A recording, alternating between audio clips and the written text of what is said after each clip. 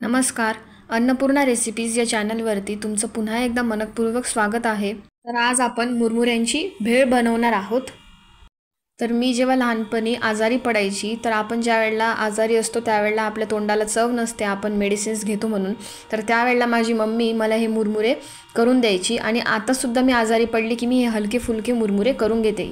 मुरमुरे आजारी व्यक्तीने खाल्ल्यावर आपल्या तोंडाला चव नसते, तर यामुळे चव देखील येते आणि हलके फुलके असता म्हणून पचायला जास्त जड जात नाही. तर इकडे आपण मार्केटमधून आणतो ते मुरमुरे मी आणलेले आहेत.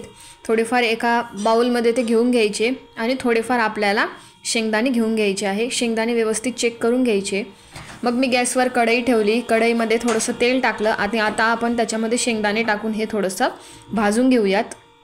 शेंगदाणे भाजत असताना आपल्याला कंटिन्यू असं त्यांना मिक्स करत राहायचं आहे आणि हे आपल्याला मीडियम फ्लेमवरच करायचं आहे, म्हणजे शेंगदाणे व्यवस्थित कुरकुरीत होतील आपले.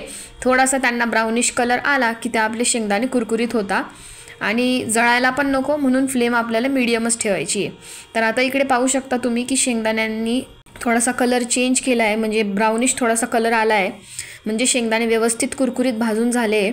तर आता याच्यामध्ये आपण मग हळद टाकली आहे, थोडंसं तिखट टाकून घेतलं आहे आणि परत ते व्यवस्थित आपल्याला मिक्स करून घ्यायचं आहे.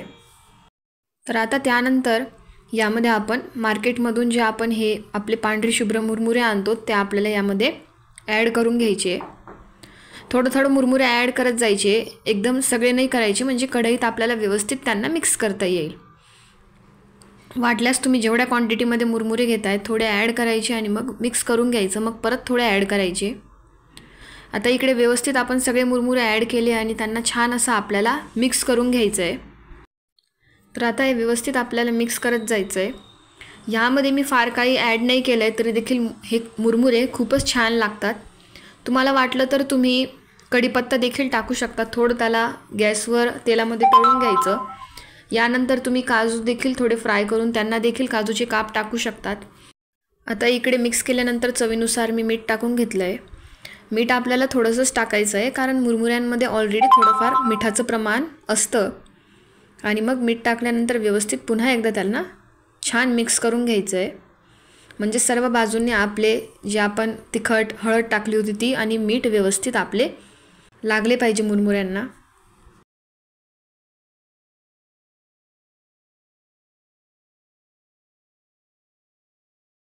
अशा पद्धतीने 5 मिनिटात आपले हा मुरमुऱ्यांचा चिवडा तयार होतो. तर इकडे मी त्यांना वेफर्ससोबत सर्व करते. तुम्ही वेफर्ससोबत खाऊ शकता. आणि असे कुरकुरीत छान आपले मुरमुरे तयार झालेले आहेत. आपण एकदम साधं त्याच्यामध्ये फक्त तिखट आणि हळद टाकलं, जास्त का टाकलेलं नाही आहे, पण तरी ते खूप चविष्ट लागतात. आणि मी जास्त फार काही जिन्नस यामध्ये ॲड केलेले नाही आहेत. जर आपण हे कोणाला घरामध्ये ताप असेल अशा व्यक्तीसाठी बनवत असेल ज्या वेळेला आपल्या जिभेला चव नसते, मग जास्त जिन्नस आपण ॲड नाही केले तरी पण चालतील.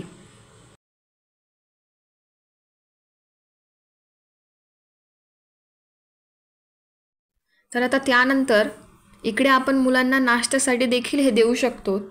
ज्या वेळेला आपल्या घरामध्ये दुसरं मुलांना नाश्त्यासाठी काय नसेल तर अगदी झटकीपट आपण हे बनवू शकतो. तुम्ही मुलांना टिफिनला देखील हे देऊ शकतात.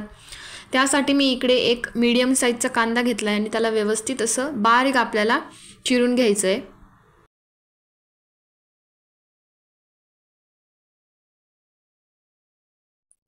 त्यानंतर एक मीडियम साईजचा टोमॅटो देखील घेतला आहे आणि त्याला पण आपलं मस्त असं बारीक आपल्याला त्याचे काप करून घ्यायचे.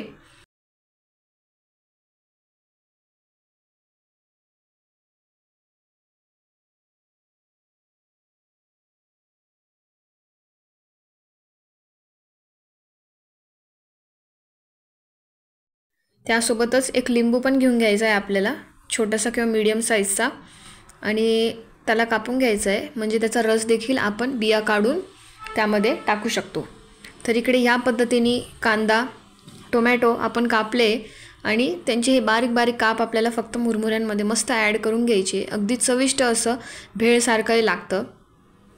आता हे बारीक चिरलेले काप ॲड केल्यानंतर यांना व्यवस्थित मिक्स करून घ्यायचं आहे आणि त्यानंतर फक्त लिंबू त्याच्यावरती असा पिळून घ्यायचा आहे, म्हणजे थोडासा आंबटपणा मस्त लागतो. आणि त्यांना देखील व्यवस्थित आपल्याला मिक्स करून घ्यायचे हे मुरमुरे. खूप छान असे हे लागतात आणि तुम्ही मुलांना अगदी झटकीपट हे देऊ शकतात.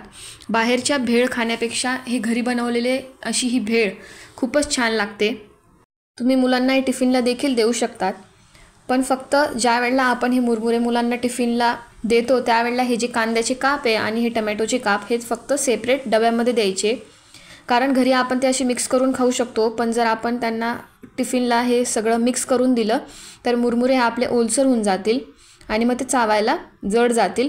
तर त्यासाठी ते सेपरेट याच्यामध्ये द्यायचं आणि मग मुलं स्कूलमध्ये ते मिक्स करून घेतील. अशा प्रकारे अतिशय कुरकुरीत मस्त आपली ही भेळ तयार झालेली आहे. माझी ही झटकीपट बनवलेली भेळ तुम्हाला कशी वाटली? जर हा व्हिडिओ आवडला असेल तर व्हिडिओला लाईक करा, शेअर करा. चॅनलवर नवीन असाल तर सबस्क्राईब करा. थँक्यू.